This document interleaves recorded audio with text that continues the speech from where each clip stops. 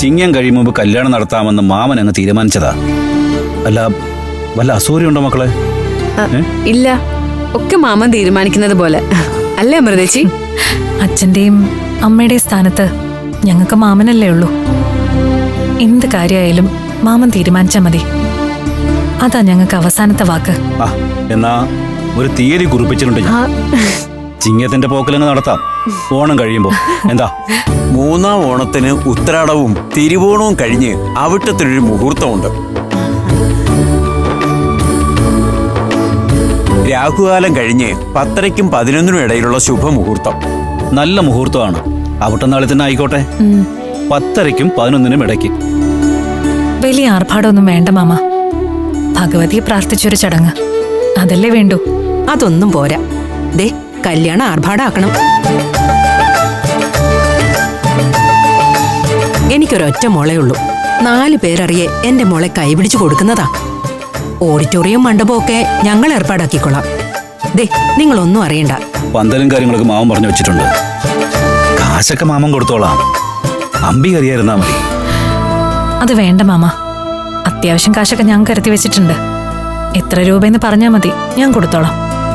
ഇല്ലെങ്കിൽ പിന്നെ മാമനാണ് കാശ് തരുന്നതെന്ന് അറിഞ്ഞാ മാമിക്ക് വഴക്കുണ്ടാക്കാൻ ആ ഒരൊറ്റ കാരണം മതി.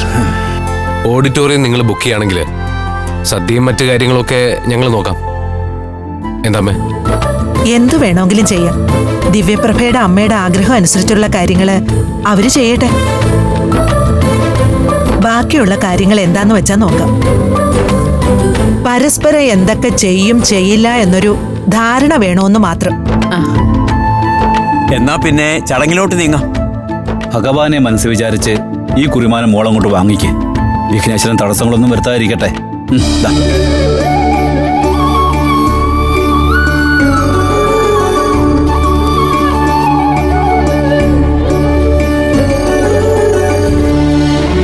ഭഗവാനെ എല്ലാം മംഗളാക്കി തരണേ.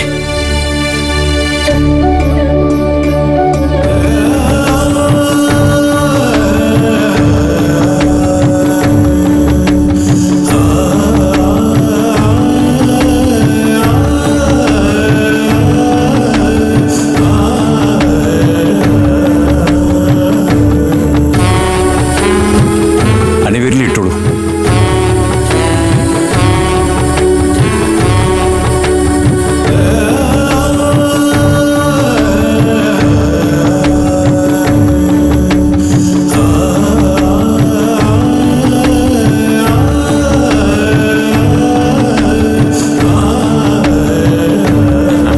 അപ്പൊ ഇനി താലികെട്ടിന്റെ സമയവും നാളും ഒന്നുകൂടി പറയാം. മലയാള മാസം 1200-ാം ആണ്ട് ചിങ്ങമാസം 31-ന് എന്ന് വെച്ചാ അവിട്ടം നക്ഷത്രത്തില് 10:30-ക്കും 11-നും ഇടയ്ക്ക് ഐശ്വര്യമുള്ള ദിവസമാ. നന്നായി വരും.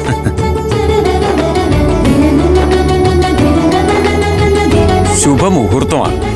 ഈശ്വരകൃപയാൽ എല്ലാം മംഗളമായിട്ട് വരും.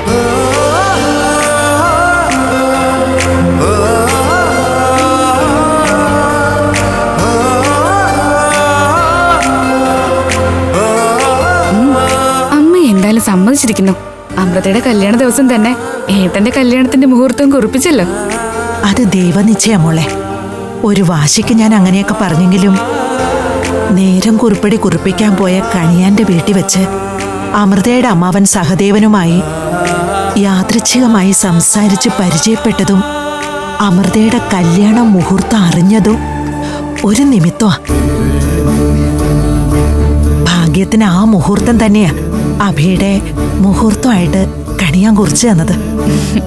എന്തായാലും അമ്മയുടെ വാശി ജയിച്ചല്ലോ. ഒരു ദേഷ്യത്തിന് അന്നേരം അങ്ങനെ പറഞ്ഞെങ്കിലും പിന്നെ ഞാനത് വിട്ടതാ. പക്ഷേ അതിങ്ങനെയായി.